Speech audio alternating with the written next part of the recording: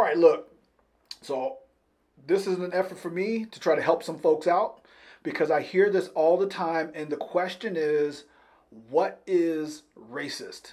Right? It's like if someone says something in the media or something like that, it's like, is that racist? It's like, look, let me help y'all out. I'm going to really try to help some folks out with this. And so there's 3 general rules that I got in regards to like determining if something that was said is actually racist, okay? Which is very different than trying to determine whether that person is racist.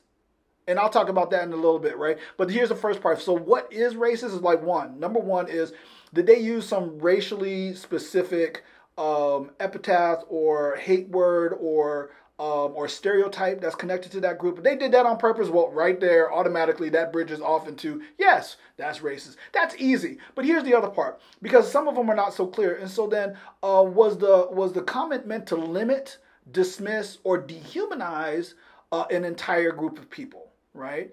That's another thing. And then number 3 is that, can you link that, what was said or done, to statistically demonstrable patterns of discrimination, right? And so those are my 3 things, right? Did they actually use like a hate word or a stereotype? Was it used to demean, dismiss, or dehumanize folks?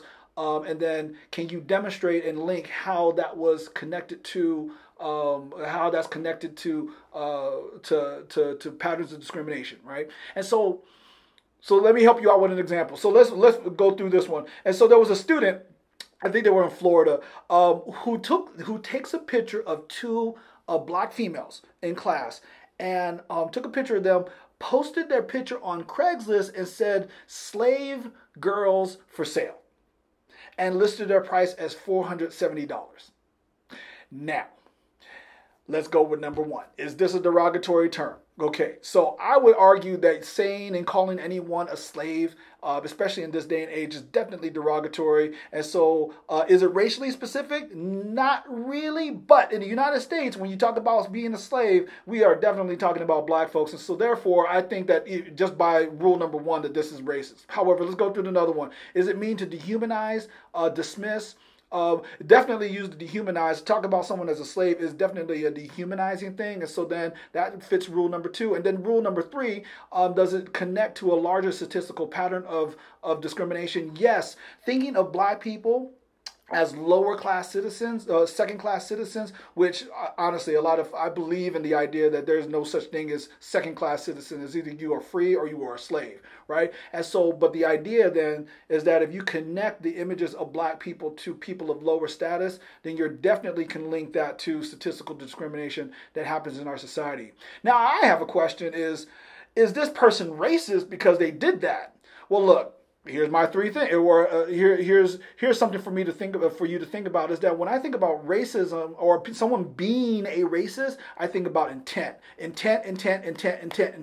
Because look, just because they did something that was racist doesn't mean that they are racist. Because look, we have been socialized in the United States.